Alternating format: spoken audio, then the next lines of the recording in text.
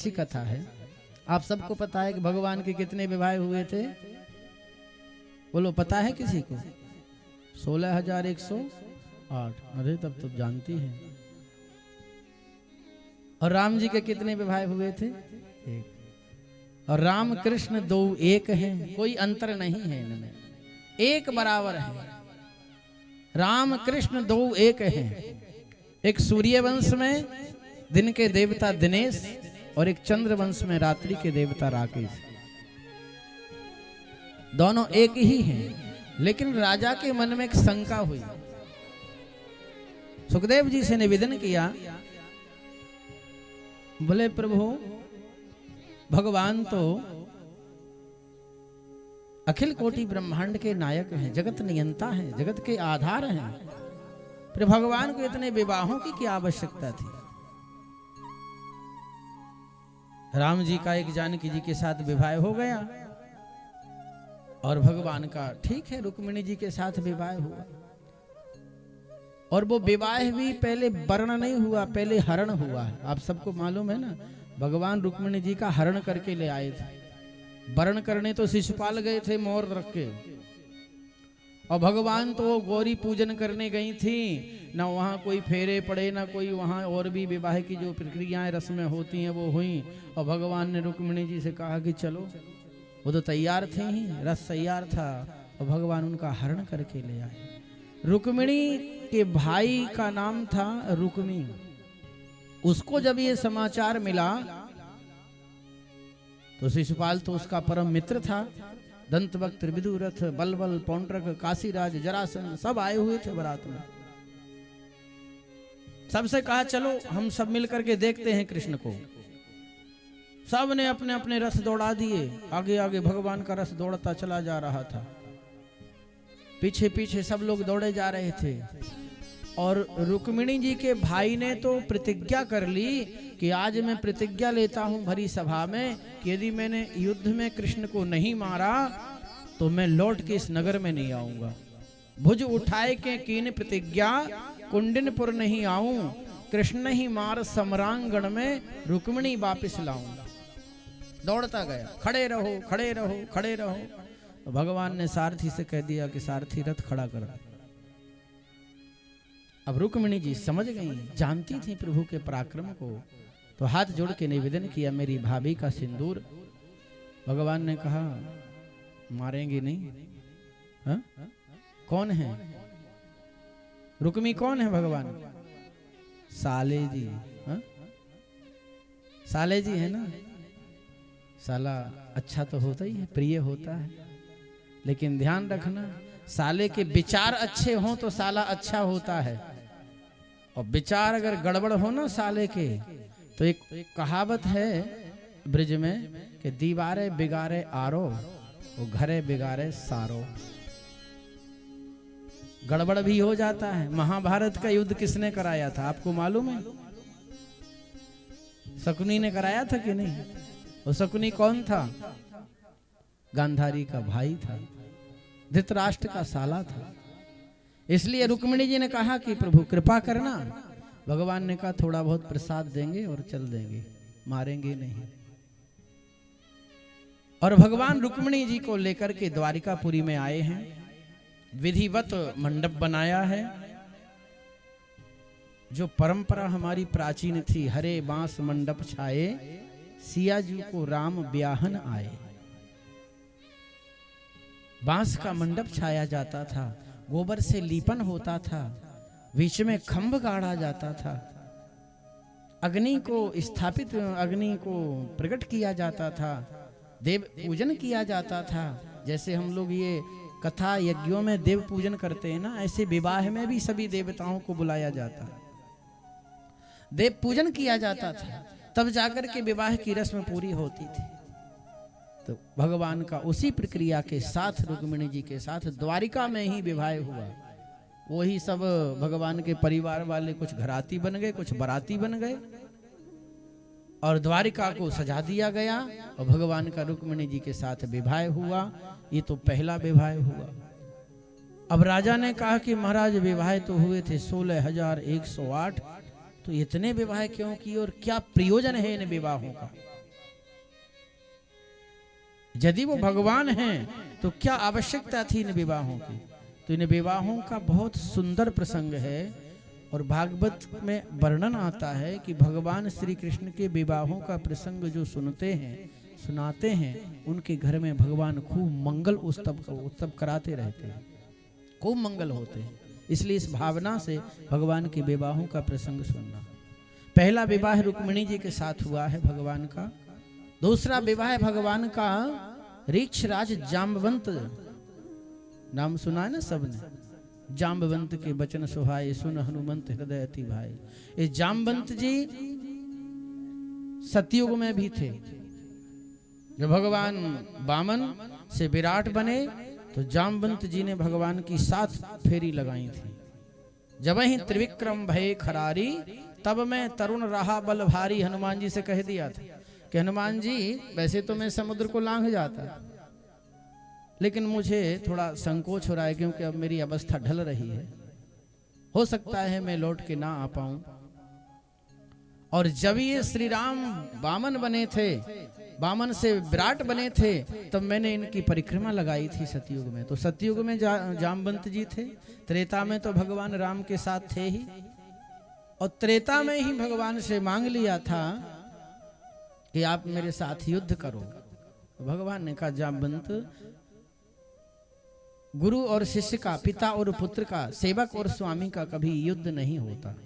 जाम्बवंत ने कहा मेरी तो इच्छा है, मैं तो वो रावण को मार देता, पर मैंने सोचा मेरे हाथ से मरेगा तो इसका कल्याण नहीं होगा, तो मैंने आपके लिए छोड़ दिया। अब मेरी अभिलाषा को पूरा करो। तो भगवान ने कहा आगामी द्वापर युग में पूरा करूंगा। तो वही जाम्बवंत द्वापर युग में द्वारिकापुरी के पास आ गए। ऋक्षराज जाम्बवंत कुटिया बना करके द्वारिका के पास में ही रहते थे। एक बिटिया थी इनकी जाम्बवती, और ध्यान देना वो बिटिया भी रीछ ही थी। रीछ की बेटी रीछ होगी, नारी तो नहीं होगी ना, बालिका तो नहीं होगी, रीछ थी। बड़ी अच्छी कथा है। और वो रीछ की बेटी को भगवान ने अपनी पत्नी बनाया, दूसरे नंबर की, और पत्नी भी नहीं, पटरानी, रानी से भी ऊंचा स्थान। हुआ क्या कि एक राजा थे सत्राजित। एक बार राजा सत्राजित ने सूर्य देव की उपासना की। सूर्य देव ने एक मणि दे दी। इस मणि का नाम था स्मंतक मणि। इस मणि का प्रभाव था कि मणि का अभिषेक करके, शुद्ध जल लेकर के, गंगा जल मिला करके, लाल पुष्प डाल करके, तांबे के पात्र में वो जल लेकर के, और सूर्य का उस मणि का अभिषेक करें, और मणि के सामने बैठ के सूर्य मंत्र का जप करें, तो रोज वो मणि 2 कुंटल सोना देती थी। इतना प्रभाव था। सत्राजित के पास वो मणि थी, और सत्राजित ऐसा ही करते, खूब उनके पास सोने का भंडार हो गया। एक दिन उसी मणि को उनका भाई, जिसका नाम था प्रसेन, गले में पहन करके और मृगया के लिए गया। एक सिंह से उसका सामना हो गया, शेर से। शेर ने झपट्टा मार के प्रसेन को मार दिया। ये दृश्य देख रहे थे जाम्बवंत जी। तो उस मणि जो चमक रही थी गले में, प्रसेन तो मर गया था, सत्राजित का भाई। तो मणि को जरा जाम्बवंत जी ले गए अपनी कुटिया में। इधर वो सत्राजित ने आके भगवान पर दोष लगा दिया, श्री कृष्ण पर, कि श्री कृष्ण ने मुझसे मणि मांगी थी और मैंने नहीं दी, इसलिए उन्होंने ये मेरे भाई का वध करा दिया। भगवान ने कहा झूठा आरोप किसी पर कभी नहीं लगाना चाहिए, अन्यथा इसको अगले जन्म में भरना पड़ता है। सत्राजित तुमने गलत किया है। फिर भी भगवान ने खोज कराई तो पता चला भगवान स्वयं गए अर्जुन को लेकर के। एक स्थान पर जंगल में प्रसेन तो मरा पड़ा था, वहां रीछ के और शेर के पंजे थे। भगवान ने देखा तो ऋक्षराज जाम्बवंत की कुटिया में वो मणि थी, और जाम्बवंत की बेटी जो रीछ की बिटिया थी वो मणि से खेल रही थी। भगवान ने कहा अरे बाले मणि हमको दो। वो जोर से चिल्लाई पिताजी कोई आया है मणि लेने को। जाम्बवंत जी निकल के आए और जाम्बवंत जी का भगवान श्री कृष्ण के साथ युद्ध हुआ, घोर युद्ध हुआ। ऐसा युद्ध हुआ कि महाराज जाम्बवंत बड़े पराक्रमी थे, पर उनकी नस नस एकदम जर्जर हो गई। हार मान गए तो समझ गए कि कोई साधारण पुरुष नहीं है जो मुझसे लड़ रहा है। नेत्रबंद किए जामवंत जी ने कि आप कौन हैं जो मुझसे युद्ध कर रहे हैं, और नेत्र खोल के देखा तो वहां कृष्ण नहीं राम खड़े हुए थे। धनुष बाण लिए हुए भगवान मर्यादा पुरुषोत्तम श्री राम के दर्शन जामवंत जी को हो रहे। जामवंत जी चरणों में गिर गए, मुझे क्षमा कर देना, अपराध हो गया। भगवान ने कहा अपराध नहीं हुआ, त्रेता युग में तुमने मुझसे मांगा था कि आपके साथ युद्ध करना है, आज मैंने उस इच्छा को पूरा कर दिया। जामवंत ने कहा वो सब ठीक है, पर मेरी एक अभिलाषा है कि ये मणि तो ठीक है, मेरी ये बेटी को भी ले जाओ। भगवान ने कहा तुम पागल हो गए हो क्या, मैं इसका क्या करूंगा, रीछ थी वो, मैं इसका क्या करूंगा। बोले ले जाओ, इसकी इच्छा है, आपके चरणों में रहना चाहती है। रीछ की बेटी, पूरा मुख उसका रीछ जैसा था। अब भगवान तो भगवान है, भगवान ने कहा ठीक है। जामवती को ले लिया, उसको साड़ी वाड़ी से ढक दिया, और भगवान ने उससे कह दिया मुंह मत, अपना मुख मत खोलना। सबसे पहली रस्म होती है, वधू जब घर में आती है तो उसका मुख देखा जाता है कि नहीं देखा जाता। उसकी जो भी सासू ननदें जेठानियाँ होती हैं सब मुख देखती हैं, और हमारे बुंदेलखंड की परंपरा में उसको क्या कहते हैं, हैं? क्या कहते हैं महाराज, मोचायना, है ना, मुख दिखाई। जानकी जी जब आई थी ना जनकपुर से, तो माँ कैकई ने जानकी जी को मुख दिखाई में कनक महल दिया था। आज भी उसी कनक महल में भगवान राघवेंद्र सरकार के साथ जानकी जी विराजी हैं। कनक यानी सोने, सोने का महल दे दिया था कैकई ने, क्यों कैकई तो बड़ा स्नेह करती थी राम को। ये तो कथा थी, भगवान की लीला थी, सो वनवास मांग लिया था। बाकी कौशल्या से ज्यादा स्नेह कैकई का था राम के ऊपर। तो और मुख देखेंगे सब लोग, तो ऐसे सिर ढके हुए थी, और भगवान ने कह दिया कि जब तक हम नहीं बोले तब तक मुख मत खोलना। और सबसे पहले दूसरी पत्नी के रूप में, पटरानी के रूप में भगवान जामवती को लेकर के आए। विवाह हुआ उनके साथ, फेरे पड़े, अपने कक्ष में चली गई। अब रुक्मिणी जी बड़ी थी, सोचा चलो मेरी छोटी बहन आई है, मिल के आती हूँ। मिलने गई, दरवाजा अंदर से बंद था, बजाया दरवाजा तो खोला नहीं जामवती ने, भगवान ने मना कर दिया था, नहीं खोलना चाह रही थी। रुक्मिणी जी ने भगवान से कहा कि वो दरवाजा ही नहीं खोलती। मैंने सोचा आई हैं थोड़ा जल पिला दूं, वो सबसे पहले चीनी और जल मिला के पिलाते हैं ना शरबत, वो पिला दूं। वो लेकर के गई चांदी के लोटे में, तो दरवाजा नहीं खोला। भगवान ने कहा कोई बात नहीं, हम चलते हैं। भगवान आए, दरवाजा बचाया। जामवती दरवाजा खोलो। जामवती ने दरवाजा जैसे ही खोला है तो सिर तो ढके ही हुए थी। तो रुक्मिणी जी ने कहा कि आप बाहर चले जाओ, तो हो सकता आपके सामने मुख नहीं खोल रही हूँ, अब मैं रहूंगी तो मेरे सामने तो मेरी छोटी बहन दरबार मुख खोल ही देगी ना, घूंघट उठा लेगी अपना। भगवान थोड़े से साइड में हो गए, और रुक्मिणी जी ने कहा अब तो कोई नहीं है, आप को जो इच्छा होगी मैं दूंगी, मुख दिखाई में अपना मुख दिखाओ, खोलो अपना मुख। ऐसे सिर हिला दिया, मुख नहीं खोला, क्योंकि रीछ का मुख था, कैसे खोल दे। और रुक्मिणी तो साक्षात लक्ष्मी है।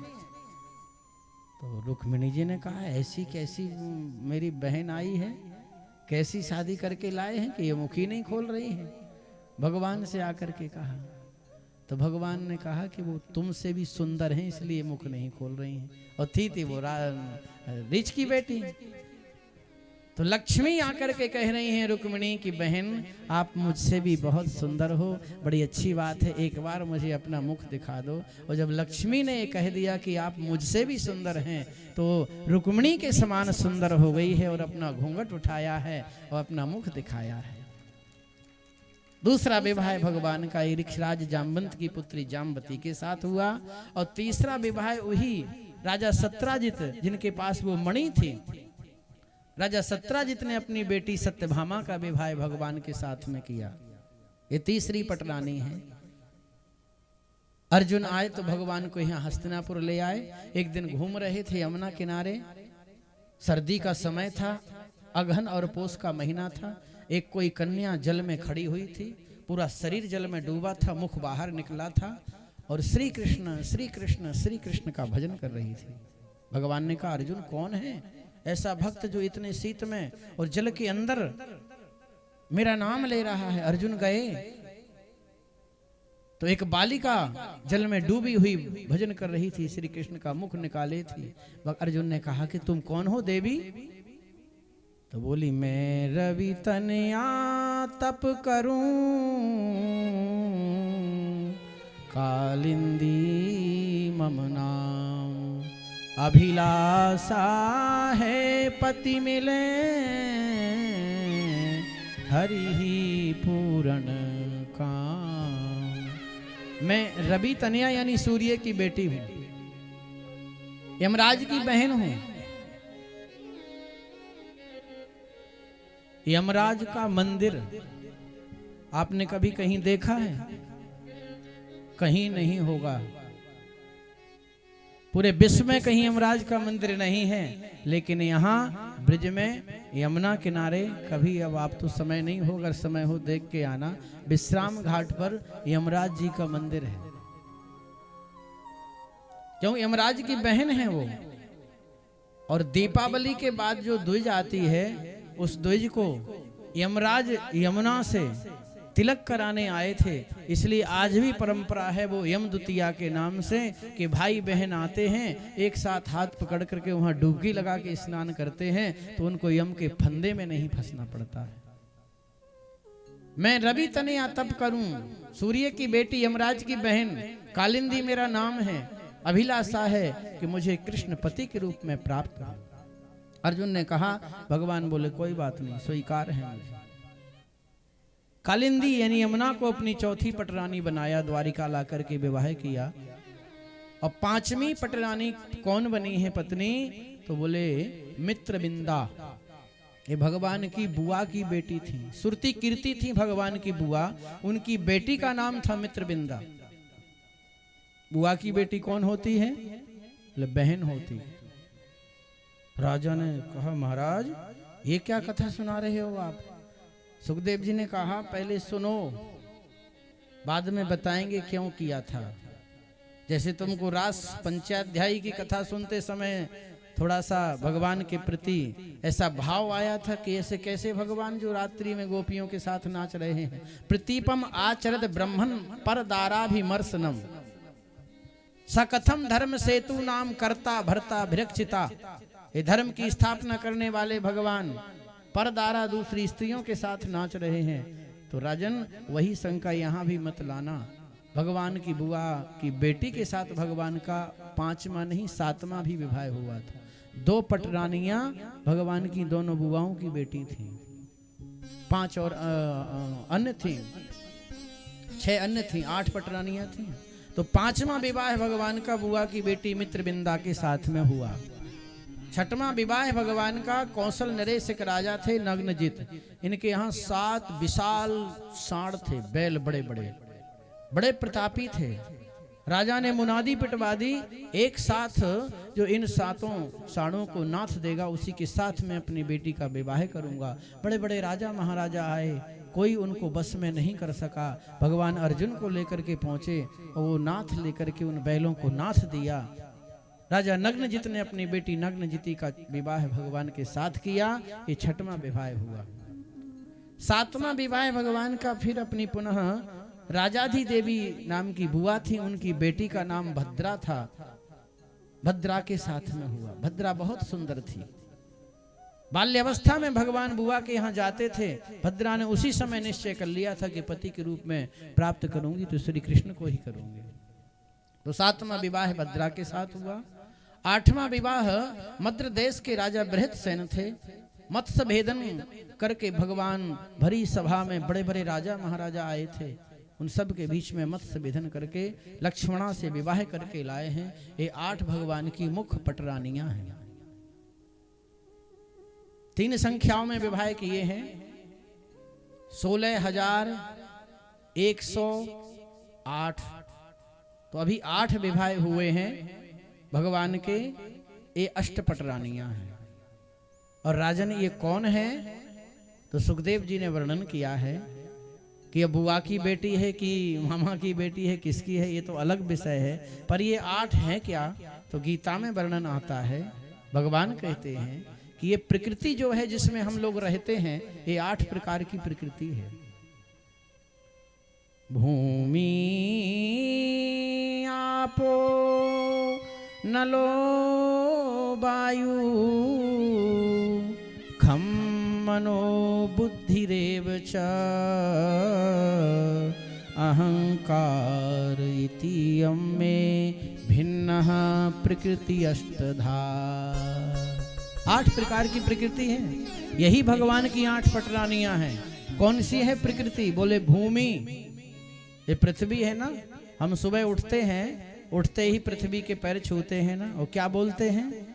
समुद्र बसने देवी पर्वत स्तन मंडले विष्णु पत्नी नमस्तुभ्यम पाद स्पर्श क्षमस्व में। भूमि ये पहली भगवान की पटरानी है। आपो यानी जल,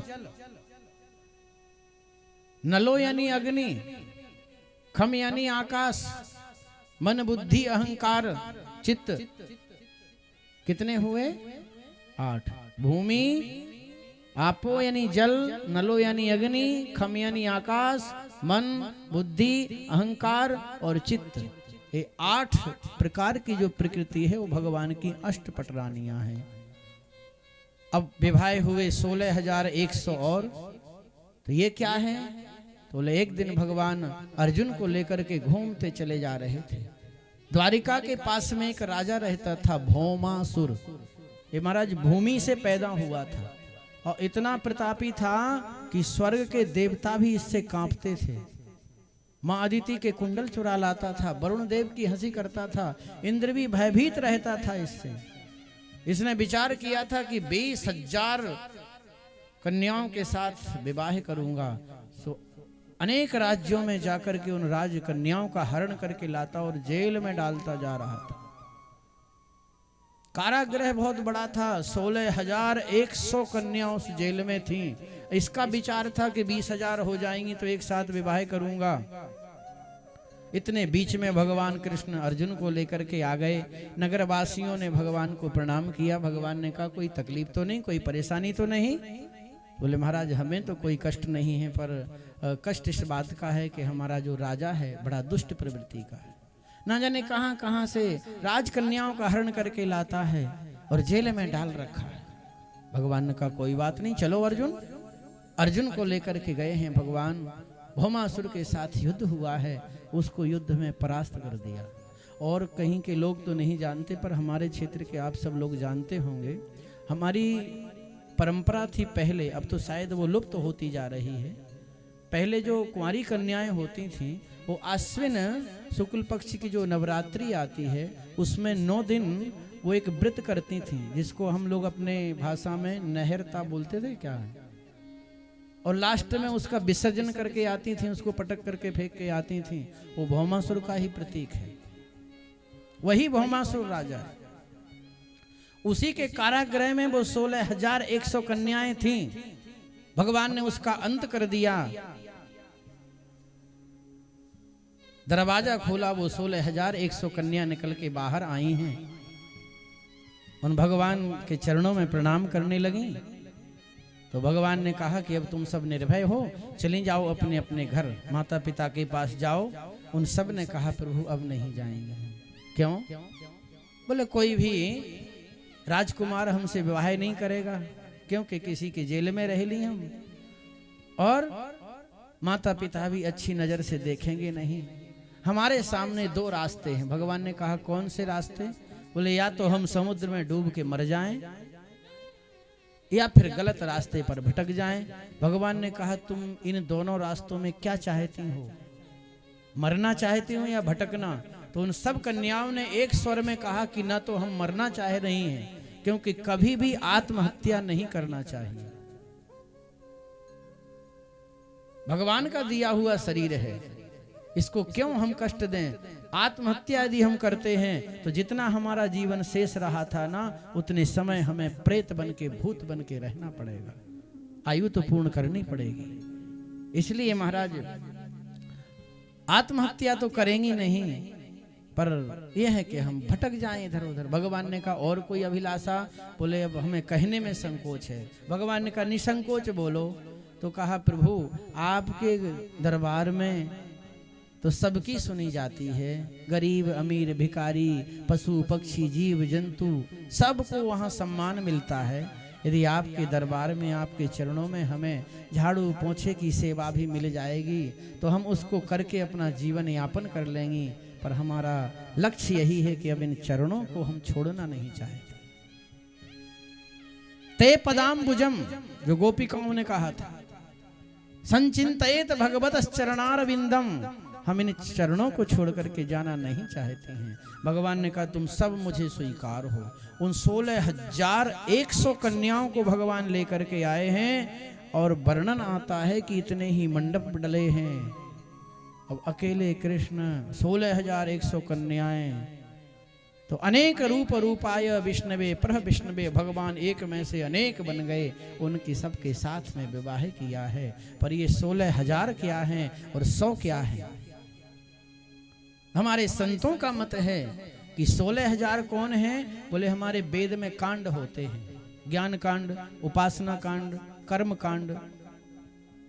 ज्ञान कांड में 4,000 मंत्र हैं, कर्म कांड में 8,000 मंत्र हैं, उपासना कांड में 16,000 मंत्र हैं। उपासना कांड के जो 16,000 मंत्र हैं, उपासना किसे कहते हैं?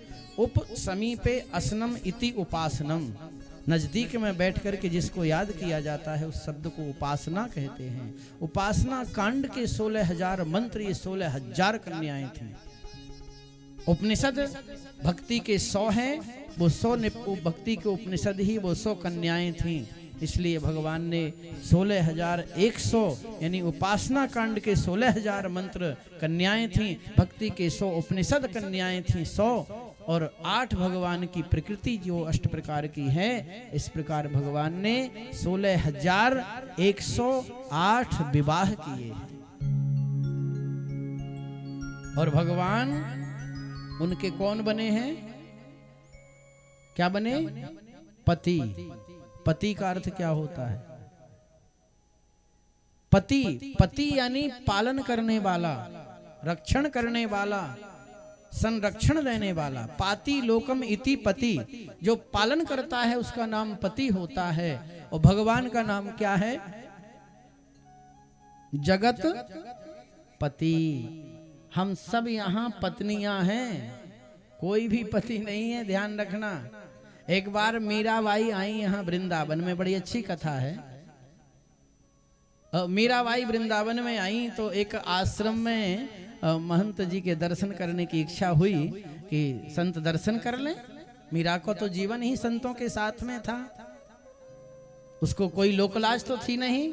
संतन ढिंग बैठ बैठ लोकलाज खोई, उसको कोई शर्म नहीं थी। संतों के साथ बैठ जाती थी, कीर्तन करती थी, भजन करती थी, नाचती थी, गाती थी, खुश हो जाती थी, तन्मय हो जाती थी। संत जी के शिष्य दरवाजे पर खड़े थे, बोले महाराज जी से कहो कि राजस्थान की भक्ता मीराबाई मिलने आई हैं। तो संत ने कहा जाकर के गुरुदेव से, गुरुदेव मीराबाई मिलने आई हैं।